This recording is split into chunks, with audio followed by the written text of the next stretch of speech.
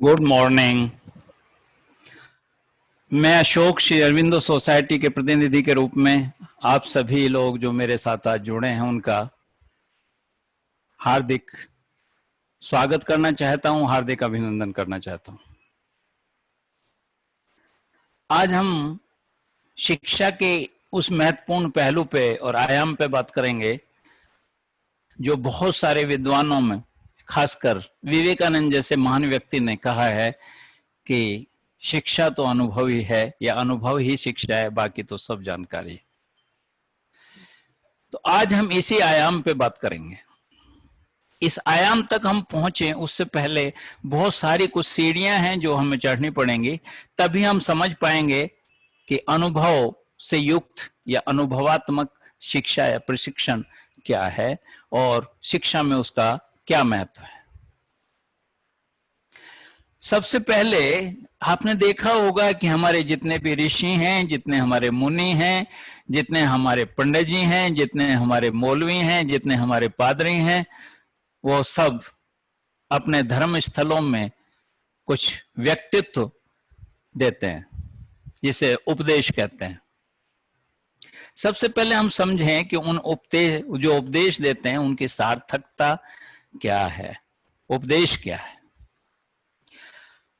जब हम उपदेश की बात करते हैं तो हम निश्चित रूप से सुनते हैं जब तो हमें बहुत अच्छे लगते हैं, और सच बात तो यह है कि जो लोग उपदेश देते हैं उन्हें उपदेश देना भी बहुत अच्छा लगता है, क्योंकि वो वाक्य बहुत सुंदर हैं, वो वाक्य बहुत अच्छे हैं, सुनने में बहुत अच्छे लगते हैं, सुनने के बाद कल्पना करने में बहुत अच्छे लगते हैं, लेकिन आज तक उनकी सार्थकता या उनकी वास्तविकता या उनकी सत्यता साबित नहीं हुई है। जैसे उदाहरण के तौर पे मंदिर के पंडित जी कहते हैं कि अच्छा करोगे तो स्वर्ग जाओगे, लेकिन कोई व्यक्ति अगर उनसे पूछ ले कि पंडित जी आप स्वर्ग गए हैं क्या, स्वर्ग की जो कल्पना आपने की है उसे कैसे देखा है आपने, अच्छे कर्मों का स्वर्ग से क्या संबंध है। और मजे की बात यह है कि जो स्वर्ग की कल्पना की है, जो जन्नत की कल्पना की है, या किसी ऐसे स्थान की जो मृत्यु के पश्चात जो हमें कल्पना लोक में पहुंचाता है, जो उसकी कल्पना की है, उसमें हर धर्म में जो ऐसी चीजें हैं जो इस जीवन में प्राप्त होने में थोड़ी दिक्कत है, बड़ा मुश्किल है, जो नहीं मिल पाती है, उन्हें सभी स्वर्ग में स्थापित कर दिया गया है। अर्थात इस जीवन में हम अगर कुछ नहीं प्राप्त करने की स्थिति में हैं तो वो सारी चीजें कल्पना करके स्वर्ग में स्थापित कर दी गई हैं ताकि मनुष्य उनकी तरफ लालायित हो। इसीलिए कहा जाता है कि अच्छे कर्म करोगे तो स्वर्ग मिलेगा, और जब स्वर्ग की कल्पना की बात आती है कि स्वर्ग में क्या है, तो वहां बताया जाता है कि वहां बहुत सोने के सिंहासन है, सोने की थाली में खाना मिलता है, बहुत नाना प्रकार का खाना मिलता है, बहुत सुंदर स्त्रियां नृत्य करती होती हैं। वो तमाम चीजें जो इस जीवन में हम कल्पना तो करते हैं लेकिन प्राप्त करने में शायद समर्थ नहीं हो पाते, वो तमाम चीजें स्वर्ग में स्थापित कर दी गई हैं। ऐसे ही दूसरे धर्मों ने, चाहे वो मोहम्मदन धर्म हो, तो जन्नत की जो कल्पना की है वो भी करीब करीब ऐसी ही की है जिसमें जो यहां प्राप्त ना हो वहां प्राप्त हो जाए। लेकिन अगर उन्हीं धार्मिक व्यक्तियों से पूछा जाए कि आप वहां होके आए हैं, तो सदैव वो ये कहेंगे कि नहीं, होकर तो नहीं आया हूं। फिर आप कैसे कह सकते हैं कि अच्छे कर्म करोगे तो स्वर्ग मिलेगा या जन्नत मिलेगी। केवल उदाहरण के तौर पर मैंने एक बात कही कि इसी तरह बहुत सारे धर्मों के लोग, मैं ये नहीं कह रहा कि तमाम मुनि और तमाम ऋषि जो कुछ उपदेश देते हैं उनकी सार्थकता नहीं है, निश्चित रूप से उनकी सार्थकता है, लेकिन वो एक ऐसे जगत में उनकी सार्थकता है, एक ऐसे आध्यात्मिक जगत में उनकी ऐसी सार्थकता है जहां आम व्यक्ति उसे समझने और उसे अपने में आत्मसात करने और उसे प्राप्त करने में असंभव महसूस करता है। हाँ, हो सकता है कि कोई आध्यात्मिक गुरु, कोई आध्यात्मिक मुनि, कोई ऋषि कोई बात कह रहा हो, एक आध्यात्मिकता प्राप्त करने वाला व्यक्ति उसकी बात को कुछ समझ सकता हो, आत्मसात कर सकता हो, उस कल्पना लोक में वो विचरण कर सकता हो, लेकिन एक आम आदमी के लिए वो सत्यापित नहीं है, स्थापित नहीं है। इसलिए उपदेश देखने में तो बहुत सुंदर लगते हैं, सुनने में भी बहुत अच्छे लगते हैं, लेकिन उनकी सत्यता साबित नहीं हुई है। और अगर सत्यता साबित हुई भी है तो वो सामान्य व्यक्ति के लिए साबित नहीं है, स्थापित नहीं है, सत्यापित नहीं है। तो ये उपदेश के बारे में हमने बताया। आपके मन में भाव आ रहा होगा कि अनुभवात्मक शिक्षण से उपदेश का क्या लेना देना है, लेकिन मैंने जैसा बताया कि हम उपदेश जब अनुभवात्मक प्रशिक्षण तक या शिक्षण तक पहुंचे उससे पहले हमें कुछ सीढ़ियां चढ़नी पड़ेंगी। इसलिए ये तमाम सीढ़ियां हैं जो मैं आपको चढ़ाना चाहता हूं। तो दूसरी चीज है सैद्धांतिक उपदेश। सैद्धांतिक उपदेश वो उपदेश है, वो वाक्य हैं, वो कथन हैं जिनकी सत्यता साबित हो चुकी।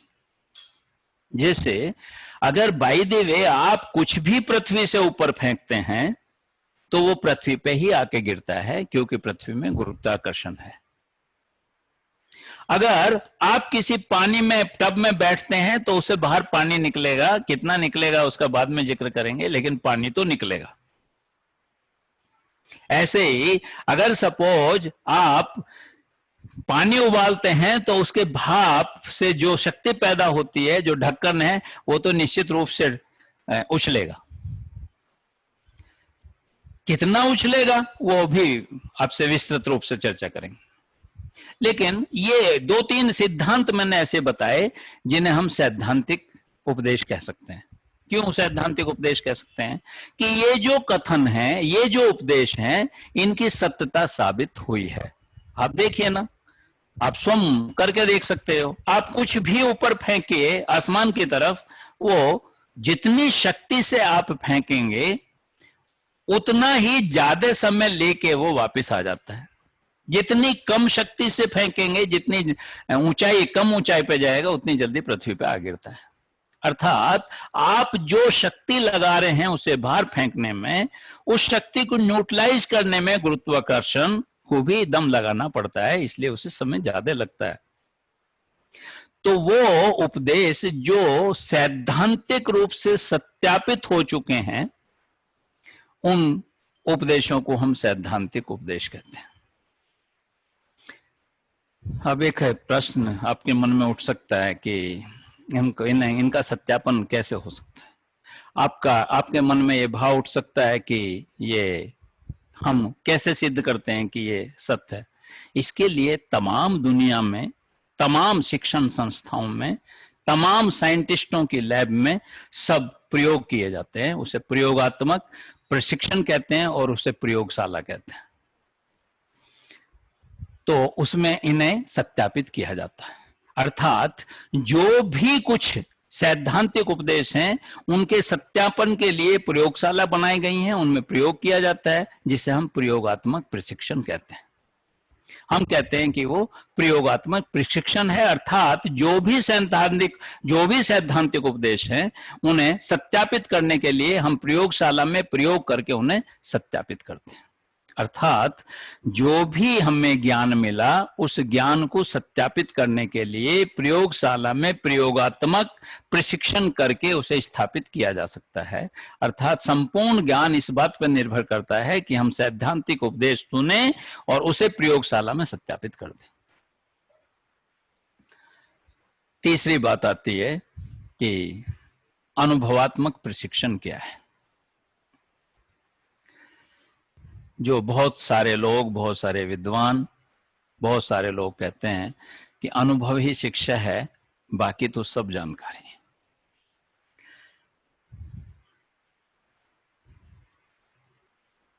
ये कथन किसी तरह से सत्य है उनका, क्योंकि प्रयोग करने के बाद भी अगर अनुभव मनुष्य ने नहीं किया है तो वो जानकारी, वो ज्ञान संपूर्ण नहीं हो सकता है।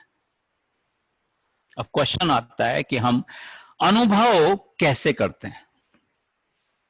अगर मैं आपसे ही पूछूं कि अनुभव कैसे करते हैं, तो एक साधारण सा आंसर आएगा कि अनुभव इस बात पर निर्भर करता है कि आपकी जो 5 इंद्रियां हैं वो उसे कैसा अनुभव करती है। उसे अनुभव करने के बाद उसे आत्मसात करती हैं, उसका रेस्पॉन्स वो देती हैं नहीं देती हैं। आपकी जानकारी के लिए बता दूं कि हमारी 5 कौन कौन सी इंद्रियां हैं। सबसे पहले हमारी आंखें हैं जो देखती हैं, फिर हमारी नाक है जो सूंघती है, फिर हमारी त्वचा है जो स्पर्श करके उसे स्वीकार करती है। तो आंखें हैं, हमारी नाक है जो सूंघती है, हमारे कान हैं जो उसे सुनते हैं। तो ये 5 इंद्रियां हमारी हुई।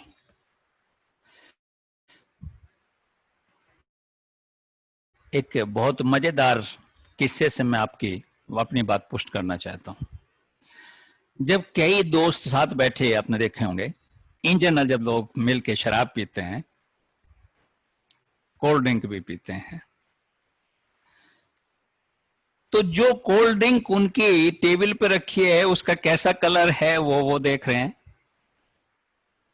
जब हाथ उसे छू रहा है तो हाथ स्पर्श, हमारी त्वचा उसे स्पर्श कर रही है कि वो ठंडा है, गर्म है, कितना ठंडा है, कितना नहीं है। हमने निश्चित रूप से जिह्वा से उसे चखा होगा, नहीं तो हम चखेंगे। इसलिए जिह्वा भी उसे स्वीकार कर रही है। तो जिह्वा भी उसे स्वीकार कर रही है या स्वीकार करेगी? दांत खोलेंगे हम तो उससे अगर कोई भी गंध है उसमें, तो निश्चित रूप से वो गंध भी हम तक पहुंच जाएगी कि उसकी गंध कैसी। हमारी 4 इंद्रियां, हमारी आंखें, हमारी नाक, हमारी जीभ और हमारा स्पर्श, हमारी त्वचा, चारों चीजें महसूस कर रही हैं।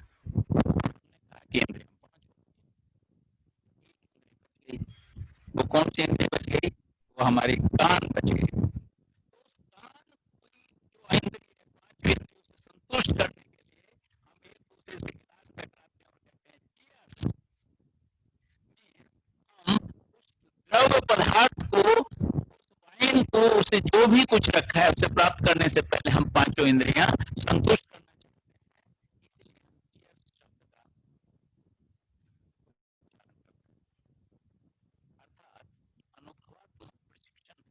जो अनुभव है उसमें हम कोशिश करते हैं कि हमारे 5 इंद्रियां, और जब 5 इंद्रियां हमारी सम्मिलित हो जाती हैं तो यकीन मानिए कि अनुभव संपूर्ण ये हो सकता है। प्रयोगात्मक प्रशिक्षण और अनुभवात्मक प्रशिक्षण में ऐसा बिल्कुल नहीं है। ये एक कैसे अगर हम पानी का उदाहरण लें, सिंपली पानी का अगर प्रयोगात्मक प्रशिक्षण करना है तो हमें ये पता है कि 2 हाइड्रोजन के और 1 अणु ऑक्सीजन का मिलने के बाद हाइड्रोजन के लीजिए, 1 अणु ऑक्सीजन का लीजिए, उन्हें आप मिलाइए, आपको पानी प्राप्त हो जाएगा। आप प्रयोगशाला में गए और आपने उसे पानी को बनाया, पानी बन गया, क्या हमारा ज्ञान संपूर्ण हो गया? हमारा ज्ञान अभी संपूर्ण नहीं हुआ है क्योंकि हमने अभी उसे अनुभव नहीं किया। अब हम क्या करते हैं? सबसे पहले उसे आंखों से देखते हैं, तो देखते हैं उसमें कुछ गलत नहीं है, तो एक अनुभव हुआ कि पानी का। दूसरी बात, हमने उसे नाक के पास ले गए तो हमने देखा है कि उसमें कोई गंध है या नहीं है, तो हमने अनुभव किया कि उसमें गंध भी नहीं है। अब 2 इंद्रियां हमारी सम्मिलित हो गई। तीसरी इंद्रिया कि हमने उसे पानी से को हाथ से छू के देखा, ये कैसा है, तो पता चला ये शीतल है, पता चला ये द्रव के रूप में है, ये तरल है, बहुत सॉफ्ट है। तो हमारी तीसरी इंद्रिय भी संतुष्ट हो गई जो हमने छू उसे चख के देखा, स्वाद कैसा है। कई बार हल्का सा मीठा होता है, कई बार स्वाद होता है। पता चला कि अगर पानी पीते हैं, अगर उसे हम ग्रहण करते हैं तो उसका स्वाद कैसा होता है, तो एक इंद्रिय अभी भी रह गई। इंद्रिय का तो आपने पता ही नहीं कि कान क्या महसूस करता है जब उसके सामने पानी होता है।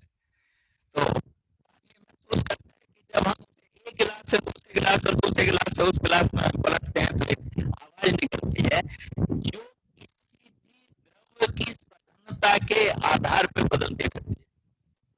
जितना ही कोई द्रव के जो पार्टिकल्स हैं वो जितने सघन होंगे, जितने कंसंट्रेटेड होंगे, उतना ही उसकी आवाज बदल जाती है। इसलिए अगर हम पानी को उलट पलट करते हैं तो उसकी डिफरेंट आवाज आती है, अगर हम दूध को उलट पलट करते हैं तो उसकी अलग आवाज आती है, और अगर हम शहद को उलट पलट करते हैं तो उसकी आवाज अलग आती है।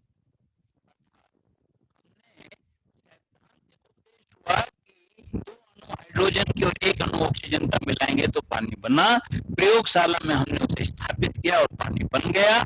हमने अनुभव किया और अनुभव के आधार पे हमें पानी के बारे में पता चल गया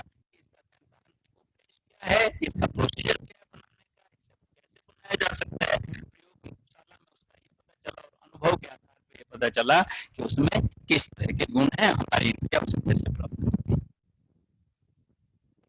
अगर दूसरा स्टेप हम लें, बताया गया अगर हम किसी भी पानी को फ्रिज में रखते हैं, उसे जब वो उसका टेम्परेचर 0 डिग्री सेंटीग्रेड के करीब आस पास होगा तो हमने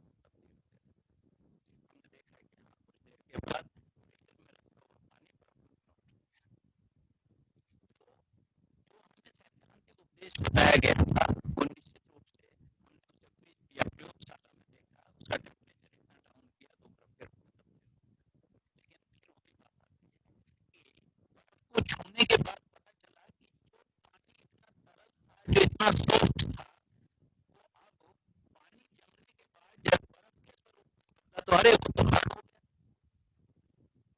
स्पर्श कह रही है कि वो तो ठंडा हो गया, कह रही है कि हाँ गंध तो नहीं है कुछ भी।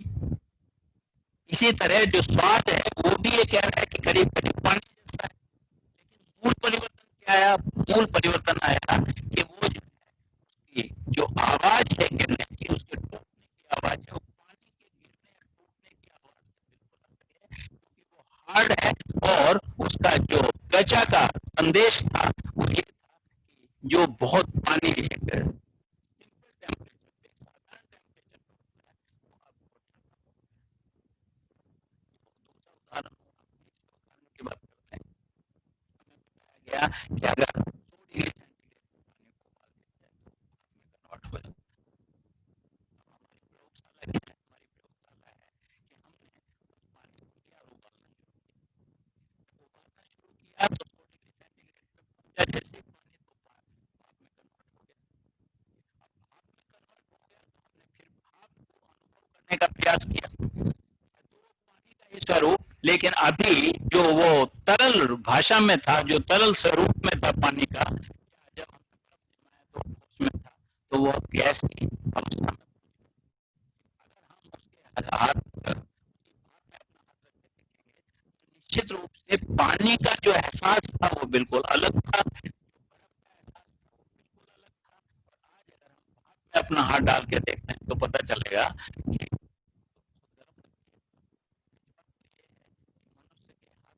पानी इतना नहीं जलाता जितनी भाप जलाती है, और उसका कारण ये है कि भाप का जो टेम्परेचर है वो 100 डिग्री सेंटीग्रेड, इसलिए भाप ज्यादा जलाती है। इसी तरह हम उसकी गंध की, उसके छूने की, और उसकी भाप जब किसी पानी से बाहर निकलती है तो हल्का सा पानी आवाज के साथ उसे गैस में कन्वर्ट करता है, तमाम चीजें बिल्कुल ये पानी का उदाहरण देते हुए मैंने आपको बताया कि प्रयोगात्मक जो एक्सपेरिमेंटल हमारा अनुभव है और जो एक्सपीरियंशियल हमारा अनुभव है, जो अनुभवात्मक अनुभव है, एक दूसरे के पूरक हैं, एक दूसरे के विपरीत नहीं। बहुत सारे लोग अगर ये कहना चाहते हैं कि इनमें एक प्रतिद्वंदिता है या अलग अलग चीजें, वो बिल्कुल गलत कहते हैं, ये एक दूसरे के पूरक। तो अभी तक हमने यहाँ तक ये सीढ़ियाँ चढ़ी कि देश क्या है, हमारे प्रयोगात्मक अनुभव क्या है, प्रयोगात्मक प्रशिक्षण क्या है, और हमारे अनुभवात्मक प्रशिक्षण क्या है। अगर परिभाषा की बात करें तो हम ये कह सकते हैं कि अर्थ से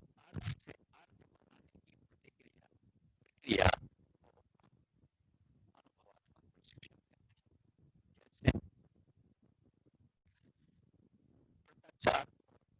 अर्थ बनाने की प्रक्रिया कैसे आपको बताएंगे, कैसे समझाया जा सकता है कि अर्थ बनाने की जब हम देश की बात करते हैं तो उन शब्दों का ऐसा नहीं है कि कोई अर्थ नहीं है, निश्चित रूप से उनका अर्थ है।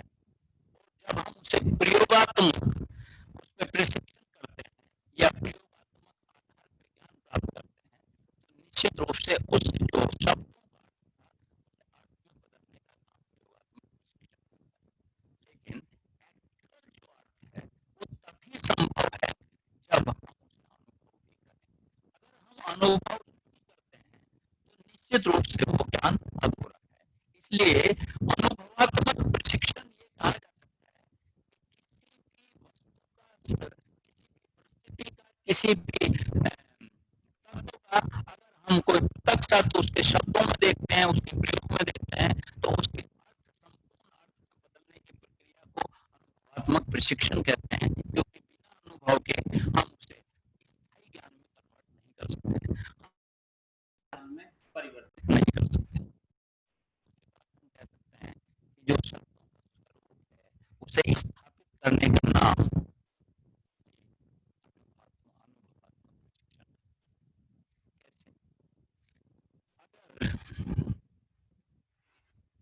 आपसे एक वाक्य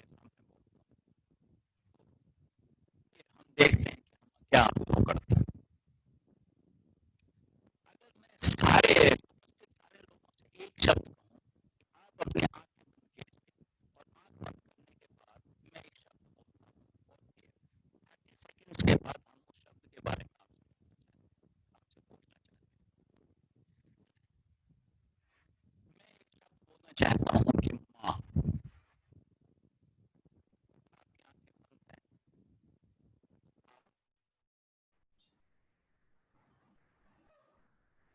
मैं पूछना चाहता हूं आपसे कि जब माँ का शब्द जो हमने बोला उसका क्या स्वरूप स्थापित हुआ आपके मन में, आपके मस्तिष्क में, आपके मस्तिष्क में कोई पिक्चर आई, कोई चित्र आया, कोई भाव आए, वो मैं आपसे जानना चाहता हूँ। तो निश्चित रूप से एक ही आंसर आता है और वो आता है कि सर जो मेरी माँ थी उस माँ का स्वरूप, उसका चित्र मेरे मस्तिष्क में आ गया। क्यों? माँ तो बहुत, काली माँ भी है, सरस्वती माँ भी है और बहुत सारी माएँ हैं जो बहुत प्रचलित हैं, जो निश्चित रूप से जब हम माँ की बात करते हैं तो वो चित्र आपके मन में क्यों नहीं आए? क्या मित्र की माँ माँ नहीं है, जिसे आप वो माँ की तरह आपको बिल्कुल प्यार करती है, आपको बच्चे की तरह आपके मित्र की माँ भी आपको वैसा ही प्यार करती है, आपकी सासू माँ भी हो सकती है, उन सबका चित्र क्यों नहीं आया आपके मस्तिष्क में? जब माँ शब्द का उच्चारण हमने किया तो आपका अपने मन में, आपके मस्तिष्क में अपनी माँ का ही चित्र क्यों आया? क्योंकि आप उनके बहुत करीब हैं। उन्होंने एक्चुअल में माँ का स्वरूप तो केवल और केवल अपनी ही माँ का स्वरूप होता है, उसे ही अपने माँ के रूप में उसने स्वीकार किया। तो मैं इस छोटी सी एक एक्टिविटी से आपको ये स्थापित करना चाहता हूँ कि एक्चुअल में शब्दों के स्वरूप को स्थापित करने की प्रक्रिया को भी अनुभवात्मक प्रशिक्षण कहा जा सकता है। इसलिए शब्दों के स्वरूप को अगर वास्तव में आप स्थापित करना चाहते हैं तो निश्चित रूप से आप अनुभवात्मक प्रशिक्षण के बगैर ये काम नहीं कर सकते हैं।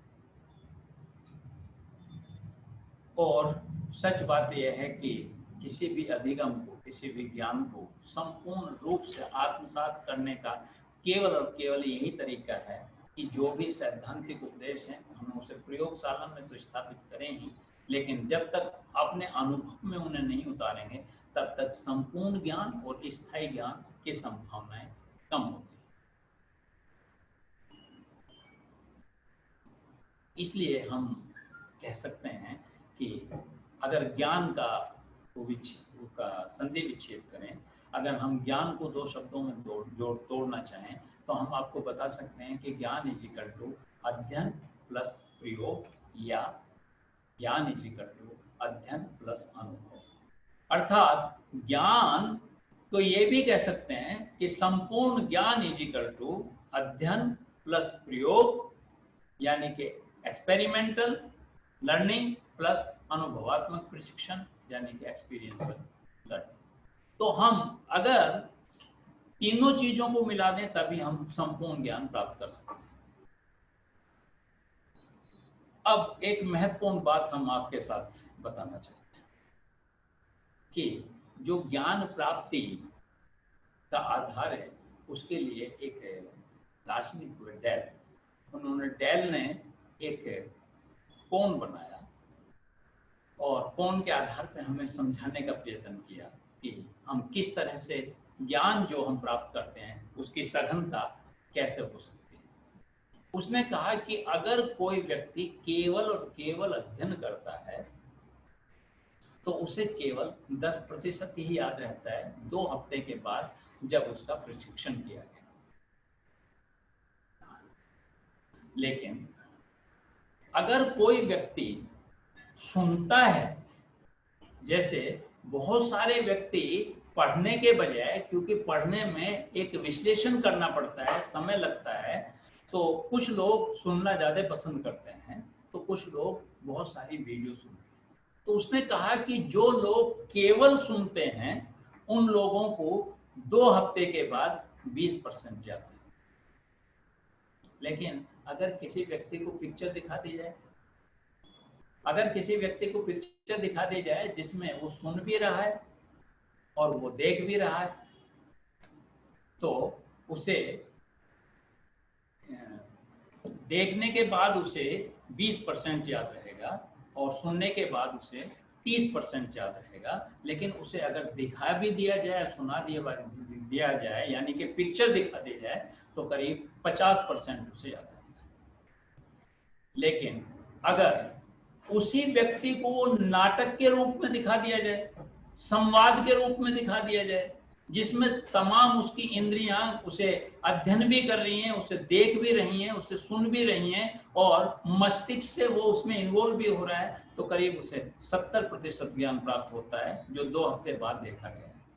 लेकिन अगर उसे उसमें सम्मिलित कर दिया जाए, तो अगर उस संवाद का हिस्सा, उस नाटक का हिस्सा उस व्यक्ति को भी बना दिया जाए, तो उसे 90% तक याद रहता है। तो ऐसा क्या अंतर हो गया कि अगर जब वो उसमें इन्वॉल्व हुआ तो उसमें जो है उसे 90% तक ज्ञान प्राप्त हो गया। उसका एक ही कारण है और कोई कारण नहीं है कि उसका जब इन्वॉल्वमेंट होता है उसमें, तो वो अनुभव करता है, वो उसे जीता है, वो जीवंत रूप में उसे प्राप्त करता है। यानी कि जब वो अपने जीवन में उसे अनुभव करता है, उसमें हिस्सेदारी के बावजूद, तो मैक्सिमम ज्ञान प्राप्त होता है। इस तरह से डेल की थ्योरी को हम स्थापित कर सकते हैं कि हम जितनी इंद्रियां किसी भी काम में सम्मिलित करते हैं उतना ही ज्यादा हमें ज्ञान प्राप्त होता है। अर्थात अनुभव के आधार पे हम अपनी इंद्रियों को जितना मैक्सिमम यूटिलाइजेशन या इन्वॉल्वमेंट उसमें करेंगे उतना ही ज्यादा ज्ञान प्राप्त होगा। ये सारी बातें हम आपसे क्यों करना चाहते हैं? हम आपसे मूल विषय हमारा ये था कि हम ये चाहते हैं कि हम ये बताना चाहते हैं कि बच्चे को अगर हमें अध्ययन कराना है, हमें बच्चे को ज्ञान देना है, बच्चे को ज्ञान आत्मसात कराना है, बच्चे को निपुण बनाना है, तो उसकी शिक्षा में अनुभव का स्थान निश्चित रूप से बहुत ज्यादा हिस्सेदारी उसकी होनी चाहिए। और मजे की बात यह है कि अगर कोई भी शिक्षक किसी भी सैद्धांतिक उपदेश को स्थापित करना चाहता है, तो उसके लिए जो एक्टिविटी है, उसके लिए जो उसे साधन जुटाने पड़ेंगे, उसके लिए जो उसे संसाधन जुटाने पड़ेंगे, वो केवल और केवल हो सकता है अपनी लाइफ में केवल एक बार उसे जुटाने पड़े उस एक ही साधन से वो हो सकता है कि अगले 2 साल, 10 साल, 5 साल, जितने भी साल अगर उसे ठीक से वो संजो के रखेगा, तो निश्चित रूप से जो कुछ संसाधन उसने पैदा किए हैं वो अगले कई वर्षों तक उन्हीं संसाधनों के आधार पे बच्चों को प्रयोग ही नहीं, अनुभव भी करा सकता। इसलिए शिक्षक को बहुत ज्यादा कुछ करने की आवश्यकता नहीं है। अगर हम बाय द वे एक बात और महत्वपूर्ण हम बात करना चाहते हैं कि बहुत सारे उच्चारण हम लाइफ में ऐसे करते हैं कि जो एडवर्टाइजमेंट का जो मसला है कि एडवर्टाइजमेंट में बार बार आपको कुछ चीजें कही जाती हैं, क्या वो आपके मस्तिष्क पर कुछ प्रभाव डालती हैं? नहीं डालती, निश्चित रूप से डालती है। निश्चित रूप से वो प्रभाव आपके मस्तिष्क पर डालती हैं। इसीलिए एडवर्टाइजमेंट का मकसद है, यानी कि जो एडवर्टाइजमेंट है वो आपकी एक इंद्रिय को संपूर्ण संतुष्ट करने का प्रयास करती है, और आपकी फिर दूसरी इंद्रिय को जैसे ही वो उच्चारण करता है किसी बात का, तो कान की जो इंद्रिय उसे संतुष्ट करने का प्रयास करते हैं, लेकिन अगर उसका चित्र भी दिखाता है तो आपकी आंखों की जो इंद्रिय है उसे भी संतुष्ट करने का प्रयास करता है। और कई बार जो एडवर्टाइजमेंट है उस जब वो बार बार हमारे सामने आता है तो कुछ चीजें हमारे जीवन में स्थापित हो जाती हैं। कल हम इस पे संपूर्ण रूप से आपके साथ चर्चा करेंगे और हम बताएंगे कि जो शिक्षण है उसका भी ऐसा ही स्वरूप होना चाहिए कि जिस तरह एडवर्टाइजमेंट में हमारे दिमाग में, मस्तिष्क में कुछ चीजें स्थापित कर दी जाती हैं हमारी इंद्रियों को संतुष्ट करते हुए, हमें अनुभव कराते हुए, इसी तरह कोई भी शिक्षक किसी भी विद्यार्थी, किसी भी शिक्षार्थी को वो स्थापित कर सकता है अपने उस आधार पे कि वो किस तरह से शिक्षण अपना कर रहा है, उसमें अनुभव का कितना स्थान है और प्रयोगात्मक का कितना स्थान है। इस पे हम कल विस्तृत रूप से आपके साथ चर्चा करेंगे और आपको बताएंगे कि शिक्षा और शिक्षण में अनुभव का कितना असर है। और स्थायी ज्ञान अगर हमें प्राप्त करना है, संपूर्ण हमें ज्ञान प्राप्त करना है, अगर जो ज्ञान प्राप्त करना है केवल जानकारी पर नहीं रहना है, तो हमें बच्चे की जो शिक्षा है उसमें प्रयोगात्मक अनुभव के साथ साथ अनुभवात्मक प्रशिक्षण भी बेहद जरूरी है। इस पे हम कल विस्तृत रूप से आपके साथ चर्चा करेंगे। मैं उम्मीद रखता हूं कि आज शिक्षा के जो महत्वपूर्ण विषय था अनुभव, उस पे अनुभवात्मक प्रशिक्षण के बारे में हमने कुछ चंद चीजें स्थापित करने की कोशिश की, और कल हम विस्तृत रूप से ये बताएंगे कि शिक्षा और शिक्षक के लिए अनुभवात्मक प्रशिक्षण क्यों जरूरी है।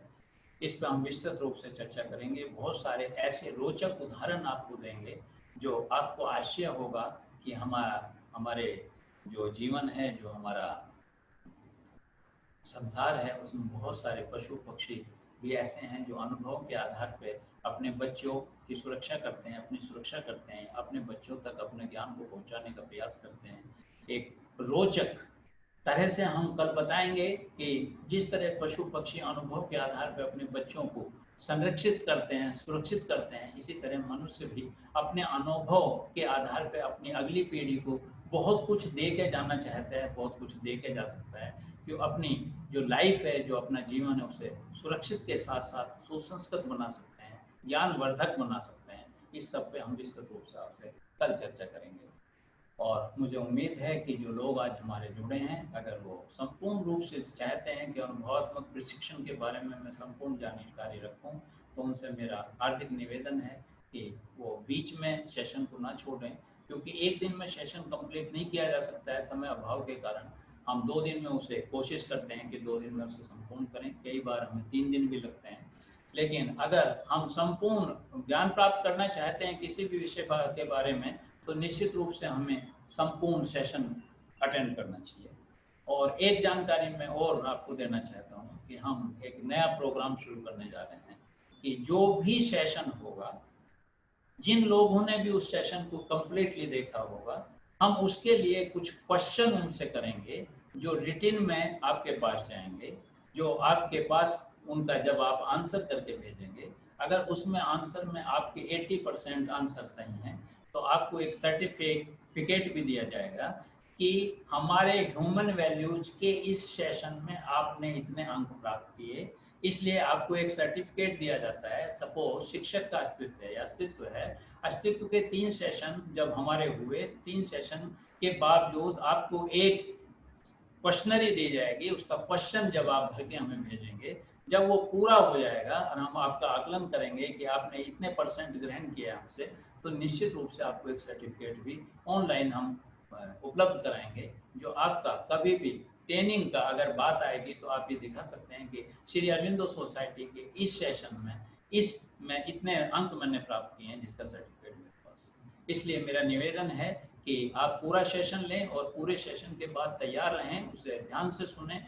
अगर आपके मन में कोई भी जिज्ञासा है उसे अपनी दूर करें, ताकि हम बता सकें, ताकि आप मैक्सिमम क्वेश्चंस का आंसर कर सकें। इसलिए अब मैं निवेदन करना चाहूँगा कि आज के सेशन में अगर किसी के मन में कोई भी जिज्ञासा है, कोई भावना है, अगर बाई द वे कोई क्वेश्चन है किसी के मन में, तो वो हमसे निश्चित रूप से पूछ सकता है। हम पूरी कोशिश करेंगे कि आपका आंसर करें, आपके जिज्ञासा को शांत करें, और अगर नहीं हो पाएगी तो निश्चित रूप से अगले सेशन में आपकी जिज्ञासा शांत करेंगे। इसलिए मैं आमंत्रित करना चाहता हूँ, हृदय से आमंत्रित करना चाहता हूँ कि जिन लोगों के भी मन में जो भी कुछ क्वेश्चन है, कोई जिज्ञासा है, कोई भ्रम है, तो वो हमसे पूछ सकता है, हम उसे आंसर करने का प्रयास करें। धन्यवाद।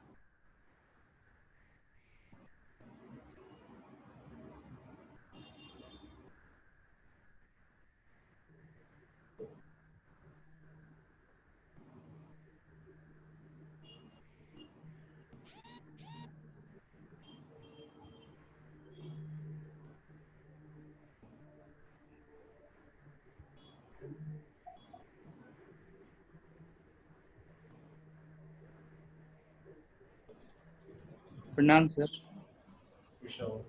सर आज का सेशन में बहुत कुछ सुन नहीं पाया क्योंकि सर थोड़ा वाइब्रेशन हो रहा था, इसीलिए मैं इस सेशन में पूरी तरह से नहीं इन्वॉल्व नहीं हुआ। उसमें मैं फेसबुक पे उसको देख लूंगा कि सर आज आपने क्या बताया। मेरे पिछले सेशन का कुछ क्वेश्चंस रह गया था सर। मैंने कहा था सर, आपने जब मूल्यों की बात की थी तो मैंने आपसे पूछा था कि सर जो आपने 3 मूल्यों बताए हैं, तो हम शिक्षक में अधिकता किस मूल्यों को दे सकते हैं? किस, जैसे आपने बताया समाज होने चाहिए, नैतिक होना चाहिए, मानवीय मूल्य होने चाहिए। तो सर यदि मैं शिक्षक की बात करूं तो शिक्षक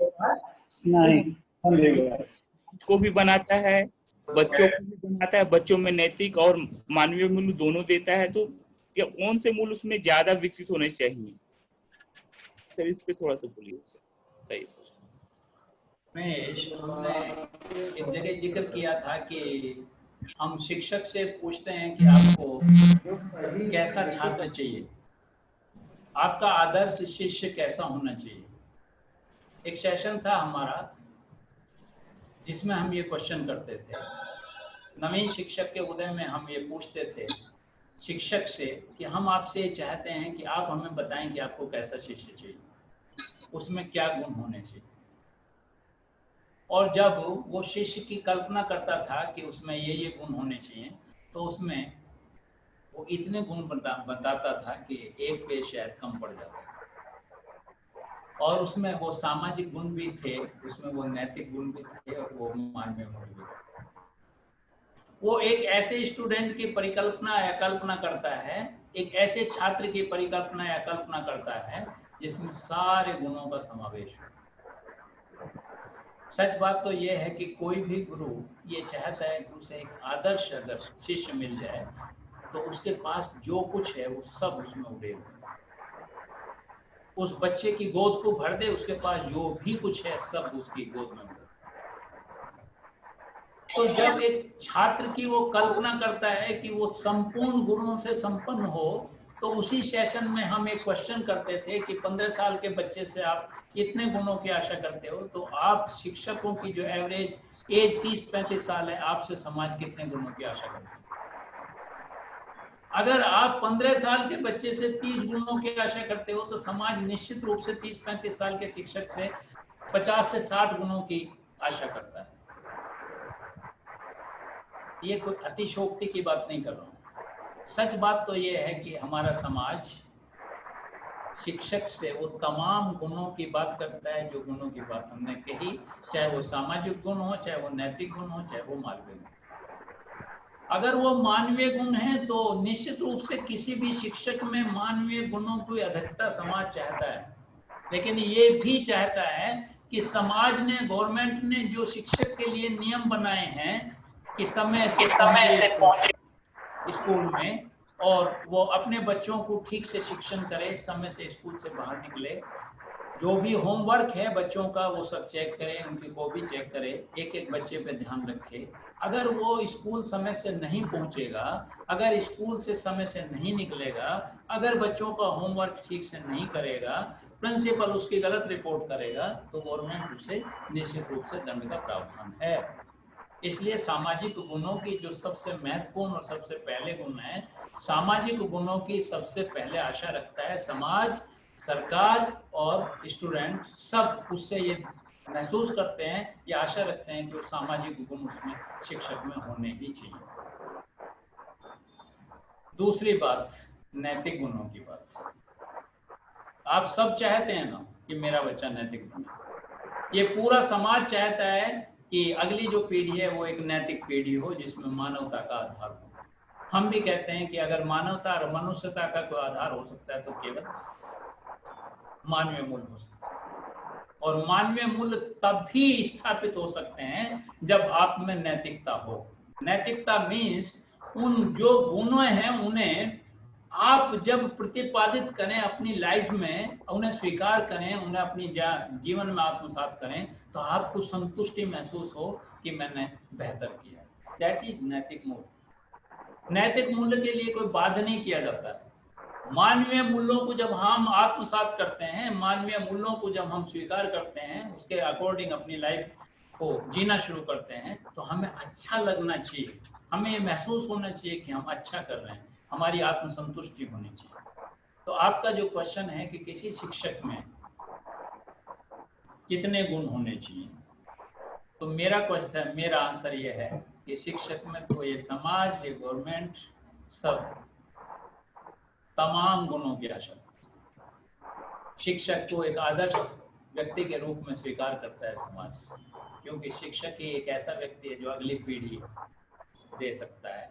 वो कैसी बनेगी, अगली पीढ़ी का निर्माण कैसा होगा, इस देश का निर्माण कैसा होगा, ये शिक्षक के हाथ में है। इसलिए शिक्षक को एक आदर्श के रूप में स्वीकार करता है समाज। इसलिए किन्हीं एक तरह के गुणों से अगर भरपूर है शिक्षक, तो उसे संपूर्ण शिक्षक नहीं कहा जा सकता।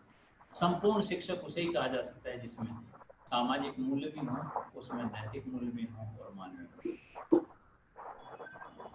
ये मेरा आंसर है। शायद मैं समझता हूँ रमेश की आपको जिज्ञासा आपकी शांत हुई होगी। हाँ सर, और मैंने क्वेश्चन आपको सर भेजा है आपको व्हाट्सएप पे सर, मैंने पिछले सेशन में ही कहा था, तो सर थोड़ा सा उस क्वेश्चंस पे भी आप अगले सेशन में देख के थोड़ा बताइए। आपका और भी कोई क्वेश्चन था, आप पूछ सकते हैं, मैं बैठ सकता हूँ। सर कुछ क्वेश्चन भेजे भी थे। मेरा दूसरा क्वेश्चन था सर कि जैसे आपने पिछले सेशन में, आज का सेशन तो मैं सही से सुन नहीं पाया क्योंकि सर आवाज फ्लक्चुएट हो रहा था, पर मेरा सेकेंड क्वेश्चन था कि सर जब हम मानवीय मूल्य की बात करते हैं तो हम देखते हैं मानवीय मूल्य उनमें अधिक होता है जिनके पास देने के लिए कुछ नहीं है, और उनमें होता है और जिनके पास सब कुछ वो पा लिए हैं, उनको अब पाने की इच्छा नहीं है, उसमें मानवीय मूल्य की अधिकता देखी गई है। तो सर मानवीय मूल्य उन्हीं दो में सबसे ज्यादा होता है कि जिनके पास कुछ नहीं है, और जो सब कुछ पा लिए हैं जिनको और पाने की इच्छा नहीं है, उसमें कुछ ज्यादा विकसित होता है।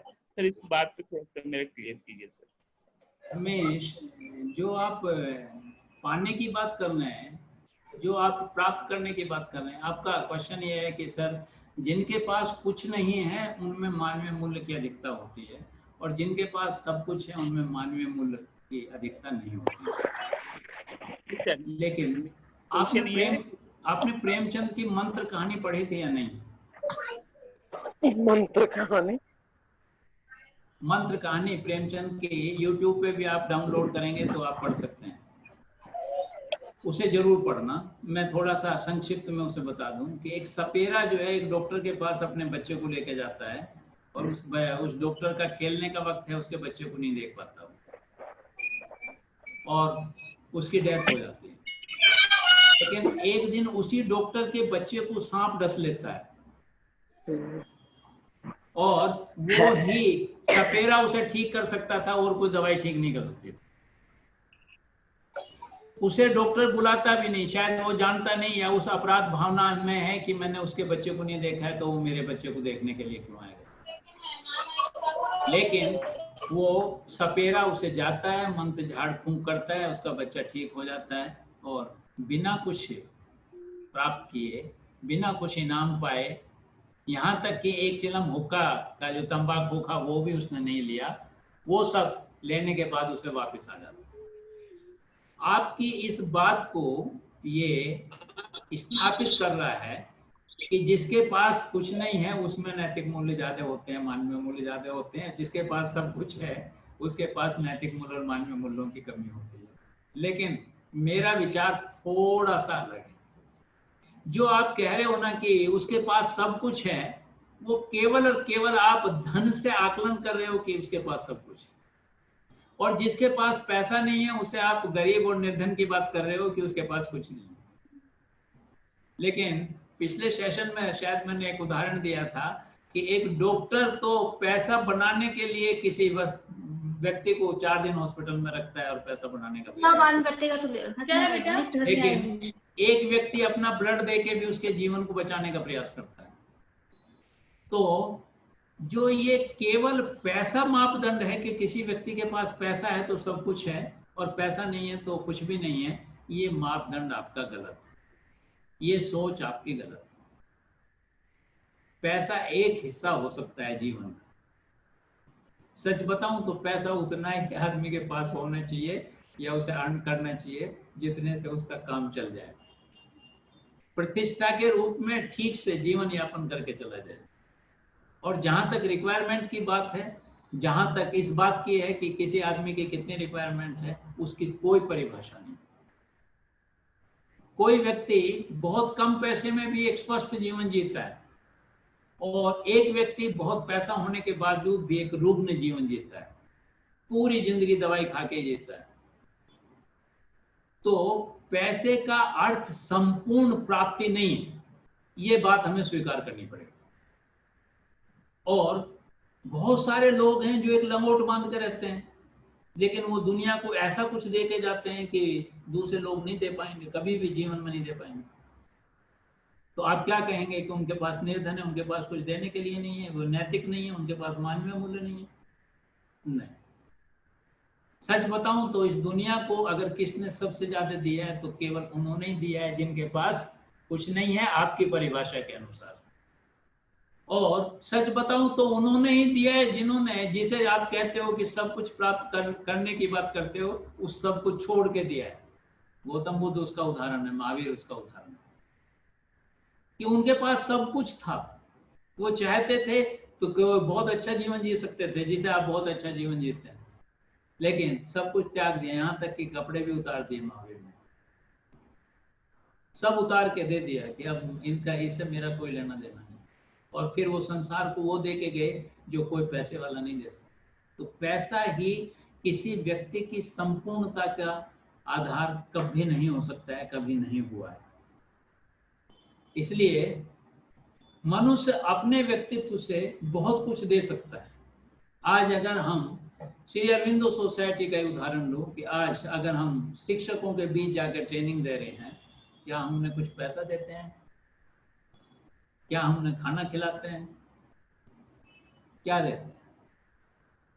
कुछ नहीं, केवल एक मनोभाव देते हैं, एक भाव उत्पन्न करते हैं कि अगली पीढ़ी के प्रति हमारा क्या भाव है, उसे हमें पूरा करना है। और सच बताऊं तो हम देने के आधार पे शिक्षक से कुछ ले रहे हैं और लेने के बाद उसे पूरे भारतवर्ष में बांट रहे हैं। तो पैसे का तो कहीं लेन देन नहीं है। तो केवल और केवल पैसे को आधार बना के ये कहना कि कोई व्यक्ति धनी है, कोई व्यक्ति निर्धन है, मैं उसे स्वीकारता नहीं। मैं ये बात स्वीकारता हूं कि पैसे के अलावा भी आपके पास बहुत कुछ देने के लिए हो सकता है, उसे आप बांट के जा सकते हैं और धनी कहला सकते हैं। और जो बहुत धनी है वो सच बताऊं तो कई बार बहुत निर्धन उन्हें देखा गया है।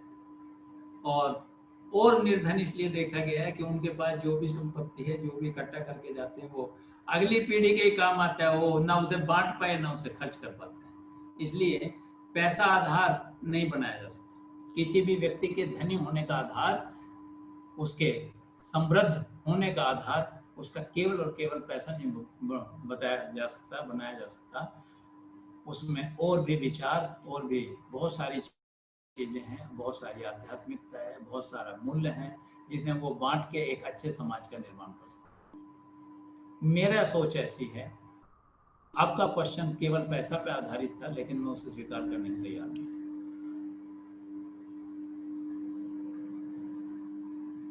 नमस्कार। हाँ नमस्कार। मैं असम से बोल रहा हूँ सर। हाँ बोलिए। आपसे एक रिक्वेस्ट, एक्चुअली हम क्लस्टर लेवल में एक ई मैगजीन निकालने की बात चल रहा है हम लोगों का, और ये आपका जो सेशन है हम तो रेगुलर अटेंड कर रहे हैं। ये सेशन से हम ये चाहते हैं कि हम लोगों का ये छोटा सा मैगजीन में आपका तरफ से भी एक पेन हो जाए तो बहुत अच्छा होगा सर। क्या हो जाए? मैं समझा नहीं आपकी बात। नहीं, हम एक मतलब एक ई मैगजीन निकालने का प्रयास में है हम लोग, और ये ई मैगजीन में हम मेंटल हेल्थ और आप जो अभी बोल रहे हैं, आप जो सेशन ले रहे हैं उसके ऊपर हम स्पेशली ध्यान दे रहे हैं। अच्छा तो देखो, इसके लिए हम ऐसा है। Your good name? सर बोलिए। आपका शुभ नाम? गंजन दास। हाँ मिस्टर दास। अच्छा बोलिए सर। मेंटल हेल्थ पे डॉक्टर सिम्मी जो है वो सेशन लेती हैं, जो शाम को 5 से 6 बजे तक होता है। जी सर। और उसे आप सुनिए ध्यान से। वो केवल और केवल मेंटल हेल्थ पे ही काम कर रही हैं डॉक्टर सिम्मी।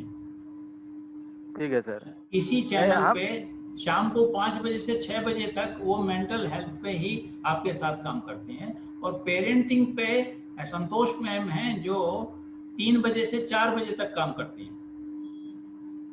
नहीं तो सर, आपका बात तो ये है कि सब सेशन अटेंड करने में भी थोड़ा दिक्कत होता है। आपका सेशन तो पूरा लेता हूँ, आपके पीछे वाला जो सेशन वो भी लेता है, लेकिन शाम का वो टाइम थोड़ा इधर उधर हो जाता है। मिस्टर दास, ये संभव नहीं है कि सारे विषयों पे जो है मैं आपका अनुरोध स्वीकार करते हुए किसी दिन जो विभिन्न रूप से सक्षम बच्चे हैं उन पे जो है एक सेशन चलो हम अपना लेंगे, आपके साथ अवश्य लेंगे। लेकिन बहुत विस्तृत है वो जो सब्जेक्ट है ये, इसलिए जो है उस पर कंटिन्यूअस 10-20 दिन सेशन चल रहा है। तो डॉक्टर सिम्मी जो हमारे यहाँ मेंटल हेल्थ पे काम करती हैं वो सेशन ले रही हैं। लेकिन आपका अनुरोध, आपकी रिक्वेस्ट स्वीकार करते हुए मैं ये वायदा करता हूँ कि एक दिन पूरा सेशन विभिन्न रूप से सक्षम जो बच्चे हैं उन्हें कैसे योग बना जाए, उन्हें शिक्षा में उनका क्या आधार हो, उनका क्या भारतवर्ष में महत्व है, दुनिया में उनका क्या महत्व है, कितने % लोग हैं, कितने % को हम शिक्षा देते हैं, इस विषय पे जो एक विस्तृत जानकारी है वो मैं देने का प्रयास करूंगा। मैं ये आपके रिक्वेस्ट स्वीकार करता हूँ। हाँ सर, और एक रिक्वेस्ट है। हाँ दूसरा वाला ये है कि हम जो मैगजीन निकालने जा रहे हैं उसमें एक पेज में थोड़ा आप लिख के दोगे तो अच्छा होगा सर, आपकी तरफ से, मतलब वही के रूप से। हम लोग असम का प्रभारी है उर्सला जी है, उर्सला को देने से भी हमको मिल जाएगा।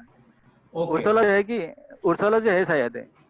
उर्सला को मैं ये जितने भी हमारा ह्यूमन वैल्यूज का जितना कंटेंट है उसका राइट अप और जो पीपीटी है वो मैं भिजवा दूंगा। और उर्सला से मैं कह दूंगा कि जितने भी हमारे ट्रेनर्स हैं उन्हें वो डिस्ट्रीब्यूट कर दें। निश्चित रूप से वो थोड़ा सा आपको हेल्प करेंगे समझने में। ठीक है सर, धन्यवाद धन्यवाद सर। चलिए ठीक है, हमारा समय समाप्त हो गया है और हम फिर एक बार हृदय से धन्यवाद करना चाहते हैं आप सब लोगों का जो हमारे साथ जुड़े थे। और हम ये आशा रखते हैं कि जो हमारा सेशन है ये वास्तव में जीवन मूल्यों पे है और बहुत मेहनत के साथ हमने ये कंटेंट को तैयार किया है। हम चाहते हैं कि भारतवर्ष के ज़्यादा से ज़्यादा शिक्षकों या शिक्षाविद या शिक्षा से जुड़े लोगों तक हमारी बात पहुँचे। और अगर ये बात पहुँचेगी तो हम ये आशा रखते हैं कि उनके जीवन में निश्चित रूप से कुछ ना कुछ बदलाव आएगा, और जो बदलाव आएगा वही हमारी सफलता है। इस भावना और इस कामना के साथ हम काम करते हैं। आप सभी लोगों ने हमें ध्यान से सुना, अपना समय दिया, उसके लिए मैं हृदय से सबका धन्यवाद करना चाहता हूँ। आप सबका हार्दिक धन्यवाद।